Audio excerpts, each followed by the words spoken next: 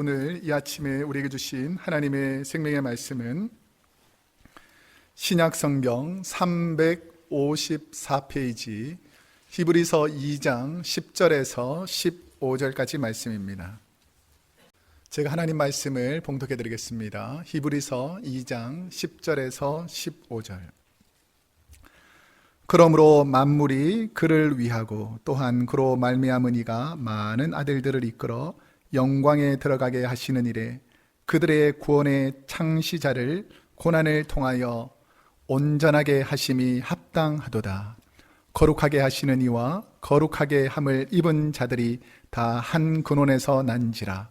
그러므로 형제라 부르시기를 부끄러워하지 아니하시고 이르시되 내가 주의 이름을 내 형제들에게 선포하고 내가 주를 교회 중에서 찬송하리라 하셨으며 또다시 내가 그를 의지하리라 하시고 또다시 볼지어다 나와 및 하나님께서 내게 주신 자녀라 하셨으니 자녀들은 혈과 육에 속하였음에 그도 또한 같은 모양으로 혈과 육을 함께 지니심은 죽음을 통하여 죽음의 세력을 잡은 자 곧 마귀를 멸하시며 또 죽기를 무서워함으로 한평생 매여 종노릇하는 모든 자들을 놓아주려 하심이니 아멘. 오늘은 히브리서 2장 10절에서 15절 말씀을 중심으로 고난의 짐을 내려놓으세요 라는 제목으로 하나님 말씀을 선포하도록 하겠습니다. 저와 여러분은 삶에서 고난을 한두 번 통과하지 않는 분이 없을 것입니다. 인생을 살다 보면 적게는 한두 번이지만 수없는 고난들을 우리가 만나게 되어 있습니다. 이러한 고난의 짐은 세상 사람들만 고난이 오는 것이 아니라 예수를 믿는 우리 크리스천인들에게도 여전히 고난이 비껴가지 않고 우리에게 온다는 사실입니다. 그러면 하나님께서 우리에게 왜 고난을 주실까요? 이 고난을 통해서 하나님께서는 무엇을 말씀하고자 하시겠습니까? 성경에는 이 고난에 관해서 이렇게 말씀하고 있습니다. 우리가 감당할 수 있는 시험과 연단을 주시는 분이시며 시험 당할 즈음에 피할 길을 열어주시는 분이 바로 우리 하나님이시다라는 것입니다. 여러분이 당하는 모든 고난은 하나님께서 허락하신 고난이라면 하나님께서 감당할 수 있는 고난인 줄로 믿습니다. 그리고 고난 당할 즈음에 하나님께서 우리에게 피할 길을 열어주신다는 것이죠. 그 고난이 되지 않는 것은 하나님께서 그 고난 가운데 우리를 내버려 두지 않고 고난을 통해서 우리를 더 귀하게 단련해 가신다라는 것입니다. 우리 옆 사람에게 한번 이렇게 축복합시다. 고난의 짐을 나누어 집시다. 시작. 고난의 짐을 나누어 집시다. 이런 분이 있죠. 고난은 절대 나에게 넘기지 마세요. 당신만 지세요. 이게 아니라 성도들은 고난의 짐을 나누어 지는 것입니다. 왜 고난을 주시는가? 이 고난을 통해서 우리 하나님께서는 강하게 만드시려는 거예요. 고난을 통해서 우리를 힘들게 하시려는 것이 아니라 고난과 단련을 통해서 우리를 강한 존재로 만드시고자 하신다는 것입니다. 제가 초등학교, 중학교, 고등학교 시절에 달리기를 잘했어요. 제가 전에도 한번 말씀드렸는데, 그래서 이 육상 선수였습니다. 학교 대표로. 그런데 학교에 다니면서 선생님이 이제 다리에 힘을 기르게 하려고 우리 중고등학교 시절 되면 막 덩치가 커지고 힘이 좀 약해지잖아요. 몸은 커지지만 근육이 없으니까. 그래가지고 육상을 하게 될 때에 선생님께서 모래 주머니, 그러니까 모래를 이렇게 주머니에 넣어가지고 발목에 차고 다니게 하는 거예요. 그 첫째 날은 얼마나 힘든지 모릅니다. 이게 집에 가서도 풀면 안 된다 그러고 막 그러니까 계속 차고 다녀야 되는데 학교 다니면 늘 차고 다녀야 돼요. 하루 종일 걸어 다니는 게 이렇게 힘들구나. 야, 걷는 자체가 힘듭니다. 뛰는 일들은 웬만해서는 잘 못해요. 그런데 시간이 지나서 한 주가 지나고 한 달 정도 지나고 그리고 한 1년 정도 지나면 그 무거웠던 것이 별로 느껴지지 않고 그냥 모래 주머니를 찾는지 안 찾는지 이렇게 왔다 갔다 할 때가 있어요. 그런데 푸는 날이 있습니다. 모래 주머니를 푸는 날. 언제인 줄 아세요? 시합하는 날은 풀어줍니다. 그래가지고 시합 며칠 전부터 풀어주는데 평상시에 늘 차고 다녔을 때는 모르는데 모래주머니가 딱 풀리잖아요. 그럼 어떤 기분인지 아세요? 예, 어떻게 아세요? 야, 막 날아갈 것 같아요. 팍팍팍. 우리 인생에 있는 여러 가지 고난도 하나님께서 허락하시면 때가 되면 다 풀어주실 줄로 믿습니다. 지금 힘들어서 아유 힘들다 해도 풀어주게 되면 날아갈 것 같은 은혜가 임한다라는 것입니다. 우리 모두는 누구에게도 맡길 수 없는 우리가 지고 가야 할 짐들이 있습니다. 육신의 질병이라든지 부모님이라든지 아니면 배우자, 자녀들, 누구에게도 맡길 수 없는 나에게 허락한 짐들이 있지 않습니까? 왼수가 아니고 짐인 줄로 믿습니다. 사랑으로 나눠져야 될 짐이라는 거죠, 짐. 그런데 우리가 이렇게 무거운 짐을 지고 살아갈 때에 우리 주님께서는 이 무거운 짐을 어떻게 하라고 말씀하시는지 마태복음 11장 28절에서 말씀하고 있습니다. 한번 함께 읽어보겠습니다. 시작. 수고하고 무거운 짐진 자들아 다 내게로 오라. 내가 너희를 쉬게 하리라. 수고하고 무거운 짐을 옆 사람한테 찾아가면 될까요, 안 될까요? 예, 되긴 되지만 문제가 더 심각해질 가능성이 높습니다. 짐을 내려놓으러 갔다가 짐 하나 더 들고 오는 경우가 많습니다. 그런데 수고하고 무거운 짐은 누구에게 가져가야지 해결된다고요? 주님께 가져가면 해결될 줄로 믿습니다. 하나님께서는 왜 저와 여러분에게 무거운 짐, 이런 시련과 연단을 주실까를 생각해 보면 한국이 가난하고 굶주리던 시절에 보릿고개라는 것이 있습니다. 보릿고개. 요즘은 농사를 안 지으니까 일부 예배 때 제가 설교도 잘 모르시는 분들이 있더라고요. 봄이 되면 보리가 이렇게 싹이 이렇게 나잖아요. 그럼 보리가 싹이 날 때에 농부들이 하는 일이 뭔 줄 아세요? 예, 거의 다 모르시더라고요. 보리 밟기를 합니다. 뭔 줄 아세요? 그러니까 보리에 싹이 나면 보리 싹을 막 밟는 거예요. 왜 밟는가를 생각해 보니까 원래 보리가 정상적으로 이렇게 크게 되면 보리가 한 줄기에서 400에서 450알 정도의 이 씨앗을 맺는다고 합니다. 그런데 보리 밟기를 하지 않고 그냥 씨가 자라게 되면 이렇게 시련 없이 자랐기 때문에 한 90알쯤 맺히면 이게 힘이 빠져가지고 더 이상 알맹이를 못 맺는다는 거죠. 근데 보리 밟기를 해줘가지고 싹이 이렇게 꺾였다가 다시 시련을 통해서 다시 일어난 보리들, 이런 보리의 이삭들은 자라면서 강력해져가지고 많은 열매를 맺는다는 것이죠. 그래서 우리가 이 땅을 살아갈 때 하나님께서 왜 우리에게 고난을 주시는가? 이 고난을 통해서 우리를 완전히 멸하시려는 것이 아니라 이 험한 세상 가운데서 고난과 시련을 이겨낼 수 있도록 우리를 강하게 만들고자 하나님께서 우리에게 고난을 허락하셨다는 것을 아셔야 된다는 것입니다. 이것을 로마서 8장 18절에는 이렇게 말합니다. 함께 읽어보겠습니다. 시작. 건대 현재의 고난은 장차 우리에게 나타날 영광과 좋게 비교할 수 없도다. 지금 고난이 있는데 이 고난이 대단히 힘들고 어려운 것 같지만 하나님께서 이 고난을 통해서 우리에게 준비한 영광과는 좋게 비교도 안 된다는 거예요. 고난보다 더 큰 하나님의 은혜가 있는 줄로 믿습니다. 고난을 지나가게 되면 하나님께서 엄청난 비밀을 통해서 비교할 수 없는 은혜를 우리 하나님께서 준비하고 계신다는 것입니다. 성도들에게 하나님께서 허락하신 고난의 무거운 짐을 어떤 의미로 받아들여야 되는가가 오늘 본문에 나와 있습니다. 고난의 무거운 짐을 지고 사는 성도들에게 고난을 바라보는 시각, 고난이 왔을 때 이 고난을 어떻게 바라보는가에 관한 것과 고난을 통해서 우리가 무엇을 바라봐야 하는가, 고난이 왔을 때에 하나님의 뜻을 볼 것인가, 내 삶의 낙심과 좌절을 볼 것인가, 그리고 고난을 통해서 우리가 얻게 되는 것은 무엇인가를 깨닫게 해주는 말씀이 오늘 말씀입니다. 성도들은 고난이 올 때 고난을 바라보는 시각이 어떠해야 하는지를 오늘 본문 10절에서 말씀합니다. 약간 어려운 말씀인데요, 자세히 한번 읽어보겠습니다. 시작. 그러므로 만물이 그를 위하고 또한 그로 말미암은 이가 많은 아들들을 이끌어 영광에 들어가게 하시는 이래 그들의 구원의 창시자를 고난을 통하여 온전하게 하심이 합당하도다 라고 되어 있습니다. 고난이 올 때 그 고난의 문제를 보는 관점, 자세가 중요합니다. 본문은 만물을 창조하신 하나님께서 죄악에서 이끌어 천국에 들어가게 하시는 일, 이것을 만물을 창조하신 분은 하나님이신데, 이 만물을 창조하신 하나님께서 고난 가운데 있는 분들, 이러한 분들을 하나님께서 새로운 길로 인도해 주시는, 그러니까 처음 길을 열어서 고난의 문제를 해결해 주시는 구원의 창시자가 있다는 것입니다. 구원의 창시자.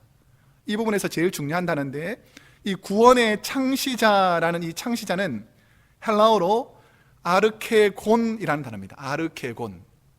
이 아르케곤이라는 단어는 새로운 일을 처음 시작하는 개척자라는 뜻이 있습니다. 그러니까 이 죄 문제를 그 누구도 해결할 수 없었는데, 구원의 창시자 예수님께서 이 고난과 시련의 모든 문제를 어떻게 해결하는지를 잘 보여주시는 분이 바로 고난의 창시자라는 것입니다. 다니엘 김 선교사님이 쓰신 이기는 자라는 책에는 이런 글이 있습니다. 예수님을 믿는 성도들도 고난을 당할 때, 풀기 힘든 어려운 시련을 받을 때 늘 세 가지 질문을 하게 된다는 것입니다. 그 첫 번째 질문이, 한번 위에 거 한번 읽어볼까요? 시작. 도대체 왜 내가 이런 고난을 당해야 하지? 아니요. 하나씩 할게요. 급하게 하지 말고. 자, 한 가지. 첫 번째, 도대체 왜 내가 이런 고난을 당해야 하지? 고난이 왔을 때 사람들은 왜 내가 이런 고난을 당해야 하냐라고 질문하게 된다는 것입니다. 그 다음에 예수 믿는, 하나님 믿는 사람이라면, 하나님은 내가 잘 믿는데 왜 이런 고난을 우리에게 주실까? 근데 하나님 믿는 나에게는 왜 이런 고난이 찾아올까? 라고 또 하나님께 이 고난을 질문해 봅니다. 그리고 세 번째는, 하나님께서는 내게 이런 고난을 주시는 이유가 무엇인가?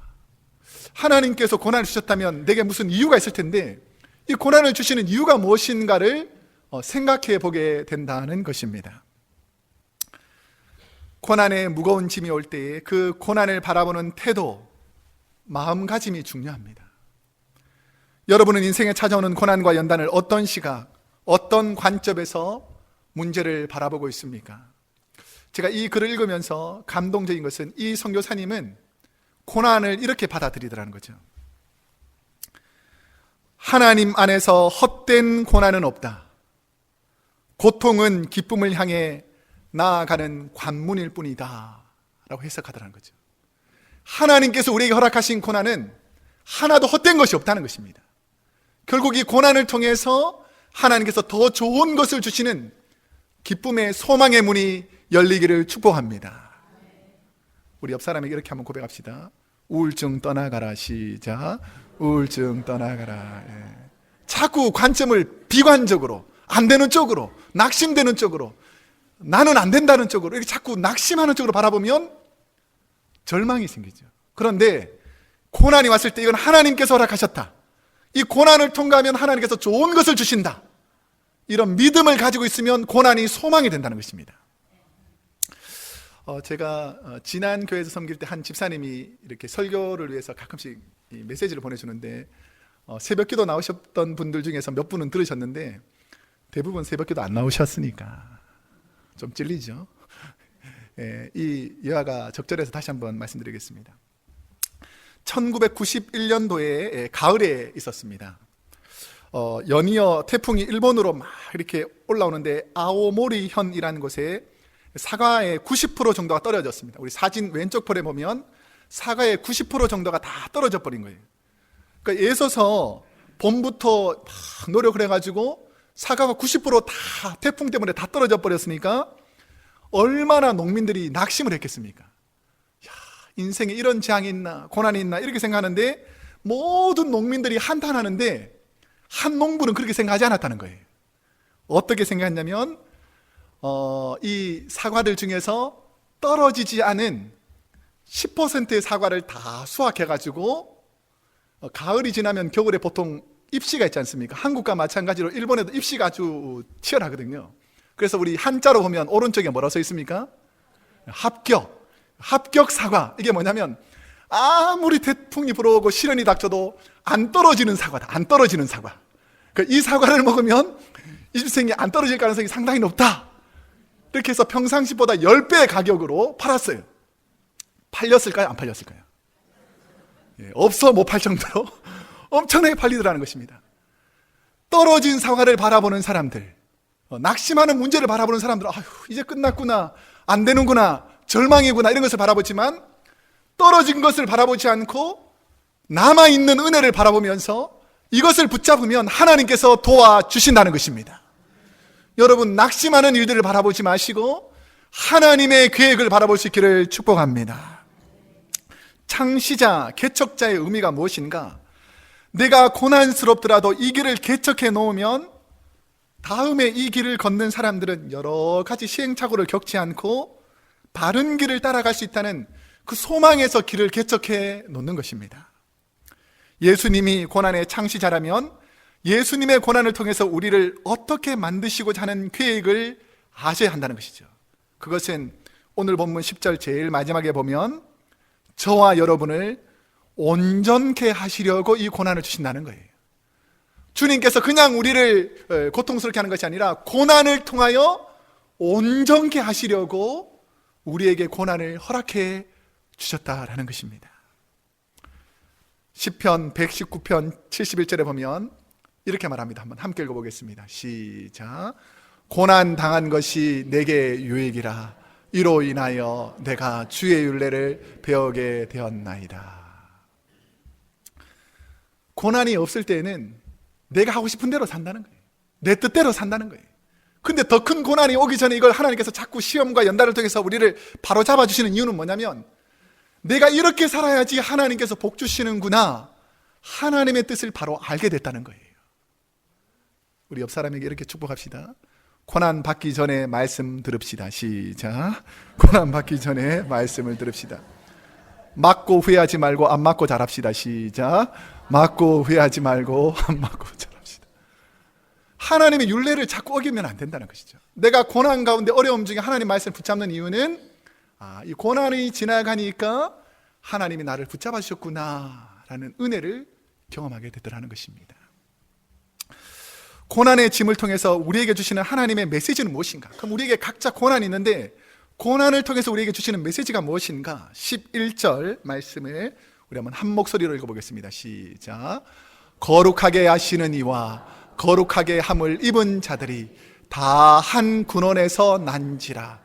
그러므로 형제라 부르시기를 부끄러워하지 아니하시고 라고 되어 있습니다.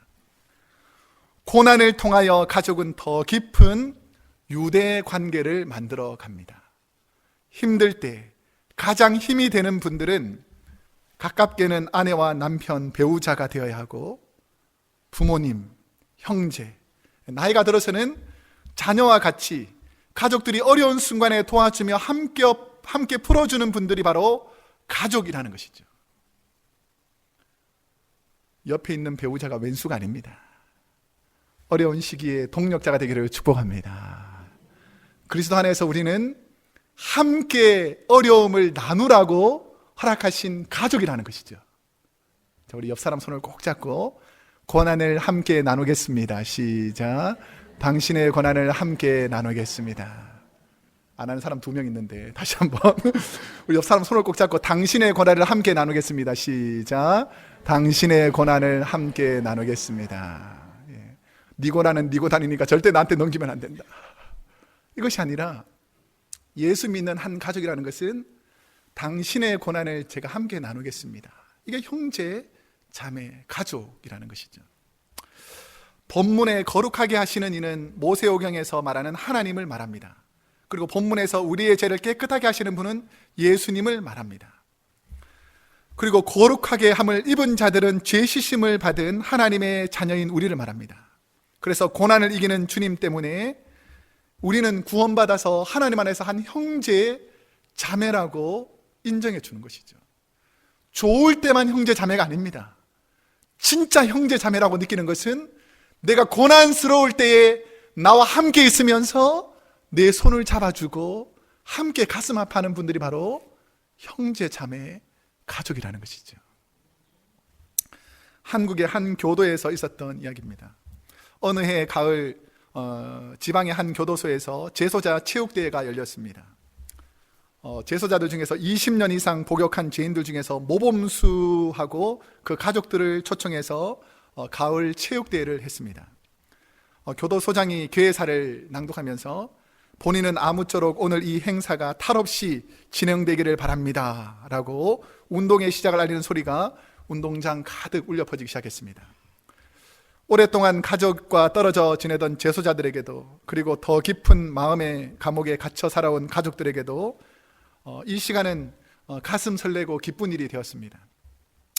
이미 지난 며칠간의 예선을 치른 구기 종목 결승전을 시작하고 각 방별로 경기와 열띤 응원전이 벌어졌습니다. 달리기 할 때도 줄다리기를 할 때도 어찌나 열심인지 마치 초등학교에서 운동회를 하듯이 막 최선을 다해서 열심히 하는 거예요. 경기가 진행되니까 여기저기서 응원하는 소리가 나오기 시작했습니다. 잘한다 내 아들, 이겨라 이겨라, 여보 힘내요 힘내. 이날의 마지막 경기는 부모님을 등에 업고 운동장을 한 바퀴 도는 효도 달리기 대회가 있었습니다. 푸른 수의를 입은 선수들이 그 쓸쓸한 등을 부모님 앞에 내밀었고 마침내 출발 신호가 떨어졌습니다. 하지만 온 힘을 다해 달리는 주자는 아무도 없었습니다. 아들의 눈물을 훔쳐주느라 당신 눈가에 눈물을 닦지 못하시는 어머니, 아들의 축 처진 등이 안쓰러워 차마 업히지 못하는 아버지, 교도소 운동장은 이내 울음바다로 변해버렸습니다. 서로가 꼬린 지점에 조금이라도 늦게 들어가게 가려고 애쓰는 이상한 경주가 시작되었습니다. 그들이 원하는 건 1등이 아니었습니다. 그렇게 해서라도 함께 있는 시간을 1초라도 연장해 보려는 아쉬움들이 있더라는 것입니다. 가족은 이런 것입니다. 하나님 앞에서 저와 여러분은 모두 죄인들입니다. 비록 예수님의 보혈의 피로 모든 죄가 용서받았지만 저와 여러분은 도저히 회복될 수 없었던 죄인이었다는 사실을 잊어버려서는 안 됩니다. 주의 보혈이 우리의 죄를 씻기시고 저와 여러분이 하나님을 아버지라 부를 수 있는 주님 안에서 한 가족 된 것이 얼마나 큰 은혜인지를 잘 아셔야 한다는 것입니다. 저는 우리 크로스웨이 교회 모든 성도님들이 사랑의 한 가족이 되기를 축복합니다. 가족 중에 누군가 어려움이 있을 때 그 아픔을 함께 나누며 짐을 서로 나눠지는 것이 바로 가족, 주님 안에서 그리스도인들의 삶이라는 것이죠. 우리 크로스웨이 교회에 있는 모든 성도님들은 주님 안에서 한 가족인 줄로 믿습니다. 그래서 짐을 서로 나눠지는 것, 내가 무거운 짐을 져야 함에도 불구하고 내 대신 짐을 나눠주는 것이 바로 가족이라는 것입니다. 한 가족이란 고난의 짐이 가족에게 있을 때 어떻게 해야 하는가? 오늘 본문 14절과 15절 말씀을 우리 한번 함께 읽어보겠습니다. 시작. 자녀들은 혈과 육에 속하였음에 그도 또한 같은 모양으로 혈과 육을 함께 지내심은 죽음을 통하여 죽음의 세력을 잡은 자 곧 마귀를 멸하시며 또 죽기를 무서워함으로 한평생 매여 종노릇하는 모든 자들을 놓아주려 하심이니. 아멘. 자녀들은 어디에 속해 있다고 말합니까? 혈과 육에 속해 있다는 거예요. 우리는 어쩔 수 없이 혈과 육에 속해서 죄를 짓는 사람이었습니다. 근데 우리 주님께서는 죄가 없으신 그 주님께서 혈과 육으로 죄에 물든 우리를 살리시고자 죄 없으신 주님이 혈과 육을 입으시고 우리가 죽음의 고통 앞에서 마귀에게 종노릇할 우리를 건져내시고자 우리 주님은 우리의 죄를 대신 짊어지셨다는 것이죠. 영국이 배출한 최고의 목회자이며 영성신학자인 C.S. 루이스는 인생에 오는 고난을 이렇게 설명합니다. 한번 함께 읽어보겠습니다. 시작. 평안할 때의 인간은 하나님께서 양심을 통해 속삭이시는 소리를 잘 듣지 못한다. 그래서 하나님께서는 고난을 보내시는 것이다. 고난은 인간의 잠든 감각을 깨우시는 하나님의 큰 소리다. 평안할 때는 하나님을 붙잡지 않으니까, 내 인생의 내 문제라고 생각하지 않으니까, 저 사람이 고난당하는 것은 저 사람 문제라고 생각하지 나의 고난이라고 생각하는 우리에게 하나님은 형제, 지체가 아파할 때에 함께 아파하는 것이 바로 가족이다라는 것을 말씀해 주고 있습니다.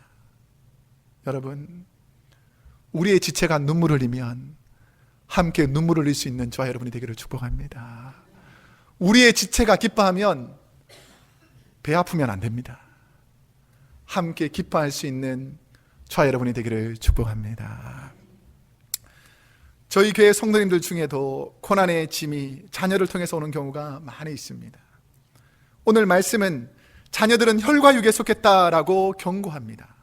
혈과 육을 가진 인간이 육신의 쾌락과 이 땅의 정욕을 따라 살게 되면 결국 사망의 권세 잡은 마귀에 의해서 결국 죽고 마는 것입니다. 육신에 속해 있지 않기를 축복합니다. 우리 지난 어저께 우리 바제를 마치고 한 분이 카톡을 보내서 우리 교인들에게 보낸 스토리가 있는데, 아프리카의 우간다 무세베니 대통령은 동성애 반대법을 만들고 이 법을 통과시켰습니다. 그러니까 오른쪽 그림에서 있는 왼쪽 제일 위에 이 대통령이 우리는 동성애법을 반대한다, 그리고 법을 만들어서 우리나라는 동성애를 허락하지 않는다라고 법을 만들었습니다. 이 법을 만들자마자 우리가 잘 아는 오바마 대통령이 우간다 대통령 무세베니에게 이렇게 말합니다. 동성애 반대법 제정을 취소하지 않으면 4억 달러 원조를 하지 않겠다라고 바로 대항을 합니다. 그러나 무세베니 대통령은 이러한 원조를 거부하고 동성애를 강력히 반대하였습니다. 그 이유는 밑에 있는 그림이 이제 글자가 좀 작아서 잘 안 보이는데, 우간다 국민이 살 길은 미국의 원조가 아니라 하나님의 말씀대로 사는 것이다 라고 다시 서한을 보냅니다. 세계에서 가장 가난한 나라 중에 하나인 우간다에 4억 달러면 얼마나 큰 돈인지 모릅니다. 이 4억 달러가 작은 돈이 아니잖아요. 그러니까 백성들에게 4억 달러가 돌아간다고 생각하면 엄청나게 큰 돈이죠. 그런데 왜 우간다 대통령은 하나님의 말씀을 선택했습니까? 그것은 우간다는 과거에 동성애 섹스로 인한 에이즈 환자가 전 국민의 40%가 넘었고, 일반 가정에서도 자녀들이 부모님이 에이즈 환자니까 자녀들이 태어나면서 바로 에이즈가 다 감염되어 있는 거예요. 그래서 이 에이즈 환자를 치료하는데 사회비용이 엄청나게 많이 드는 겁니다. 그 나라가 지금 에이즈로 다 병들어서 죽어가는 나라가 돼버린 거예요. 그래서 나라에서 정책을 세웁니다. 그 대통령들이 정책을 세워서 강력한 공산주의로 만들어버리면 통제가 되지 않겠나라고 했지만 에이즈가 더 이상 통제가 되지 않습니다. 그리고 이슬람을 받아들여가지고, 이슬람은 이 법이 강하니까 이슬람으로 우리나라를 한번 다스려 봐야 됐다 해도 이 에이즈가 줄어들지 않았어요. 근데 놀라운 일은 하나님의 말씀이 전파되자 우간다에는 예수 믿는 기독교 인구가 늘어나기 시작합니다. 그러면서 기독교 인구가 많이 늘어나니까 40%가 넘던 에이즈 환자들의 퍼센트가 4.3%로 줄어버립니다. 그래서 어떻게 결정을 하냐면, 우간다는 이제는 더 이상 세상의 종교를 믿지 않고 하나님을 믿는 종교가 되기를 원합니다라고 나라에 선포합니다. 그러면 무세베니 대통령이 왜 이런 결정을 했는가? 에이즈로 죽어가는 우간다 국민이 살 길은 하나님밖에 없다라는 것을 믿었기 때문입니다. 여러분, 이 나라 이 민족도 하나님을 의지해야지 살아갈 줄로 믿습니다. 예수님 안에서 한 가족인 우리 성도들은 교회가 살아나고 성도가 살아나는 일에 힘을 모아야 합니다. 누군가 마귀에게 혈과 육의 종노를 하는 분이 있다면 그들의 아픔을 저와 여러분의 아픔으로 알고 그 무거운 짐을 내려놓을 수 있도록 도와주는 가족들이 필요하다는 거예요. 여러분, 죄 문제, 어려운 시련은 혼자서 해결되기가 쉽지 않습니다. 그렇기 때문에 온전한 가족들이 그 어려움에서 벗어날 수 있도록 주위의 가족들이 도와줘야지, 짐을 나눠줘야지만 그 문제가 해결되더라는 것이죠. 죄를 바로 깨닫고 회개하는 마음이 필요합니다. 죄는 감춘다고 사라지는 것이 아닙니다. 죄를 정달하게 하나님께 회개할 때에 그 죄 문제가 사라지는 것이지, 내 마음속 깊은 곳에 숨어있는 죄악들을 가린다고 하나님 앞에서 가려지는 것이 아니더라는 것이죠. 그러면 어떻게 되는가? 회개한 사람을 용서할 수 있는 마음도 있어야 된다는 거예요. 이 사람을 정죄하는데 우리가 너무 앞서다 보니까 내가 그런 죄악 가운데 있을 수 있다는 그 마음을 모른다는 것입니다. 여러분의 자녀가 그런 어려움을 당할 수 있다는 것을 모른다는 것이죠. 여러분, 안타깝게 생각하고 짐을 나눠줄 수 있는 은혜가 있기를 축복합니다. 왜냐하면 예수님께서 우리의 그 무거운 죄를, 그 더러운 죄를 다 대신 지시고 십자가를 지셨기 때문입니다. 예수님은 무거운 짐을 지고 가는 성도님들 향해서 오늘 본문에 보면 한평생 매어 종로로 타는 모든 자들을 놓아주려 하심이니 라고 말합니다. 이 죄의 짐을 우리가 나눠지지 않으면 이 사람은 한평생 이 죄의 짐을 가지고 살아가게 되는데, 우리가 하나님의 자녀로서 이 죄의 짐을 서로 나눠지면 그 죄에서 자유한 사람이 되는 줄로 믿습니다. 저는 목회를 하면서, 그리고 이 땅에 혈과 육을 가지고 살면서 고난과 시련이 올 때마다 기도하며 저와 성도 여러분들을 점검합니다. 우리가 다 잘 될 수 없잖아요. 때로는 고난이 오고 시련이 오고 연단이 오지 않습니까? 그러면 여러분을 돌아볼 줄 알아야 돼요. 하나님께서 왜 이 시련을 주셨는지 우리를 돌아보고 성도를 돌아볼 줄 알아야 된다는 것입니다. 예수님께서는 누가복음 12장 5절에서 우리에게 무엇을 말씀하고 있는지 한번 함께 읽어보겠습니다. 시작. 마땅히 두려워할 자를 내가 너희에게 보내리니 곧 죽은 후에 또한 지옥에 던져 넣는 권세 있는 그를 두려워하라. 여러분, 사람을 두려워서 벌벌 떠는 사람이 아니라 지옥불에 던질 수 있는 하나님을 두려워하는 분이 되기를 축복합니다. 회개하셔야 됩니다. 돌아오셔야 됩니다. 무거운 짐을 나누어 지셔야 합니다. 이제 말씀을 맺겠습니다. 저와 여러분이 인생을 살면서 지고 가야 할 여러 가지 삶의 짐을 혼자 지면 무겁지만 나눠지면 가벼워지는 것입니다. 이제 말이 마지막이니까 한번 옆 사람에게 이렇게 한번 고백합시다. 당신의 짐을 내가 나눠지겠습니다. 시작. 당신의 짐을 내가 나눠지겠습니다. 당신의 짐은 너만 져라가 아니라 당신의 짐을 나눠지겠습니다. 저는 어릴 때 무거운 짐을 아버지와 함께 들고 갈 때가 있었습니다. 지금 생각해보니 저는 그냥 그 짐에 손만 대고 같이 가셨던 거고 아버지가 거의 다 드셨다는 것을 알게 되었습니다. 모래 주머니를 발에 차도 나보다 강하고 힘 있는 분은 아버지였다는 사실을 내가 아버지가 되니까 깨닫게 되더라는 것이죠. 저와 여러분은 지금도 죄의 짐을 지고 있는 믿지 않는 분들에게, 믿음의 지체들 중에서 죄 문제로 고통하는 분들에게, 연약하여 쓰러진 분들에게 주님이 우리의 무거운 짐을 대신 져주셨듯이 저와 여러분도 우리 주의 고난 통해서 어려움 당하는 지체들의 무거운 짐을 나눠주는 저와 여러분이 되기를 축복합니다.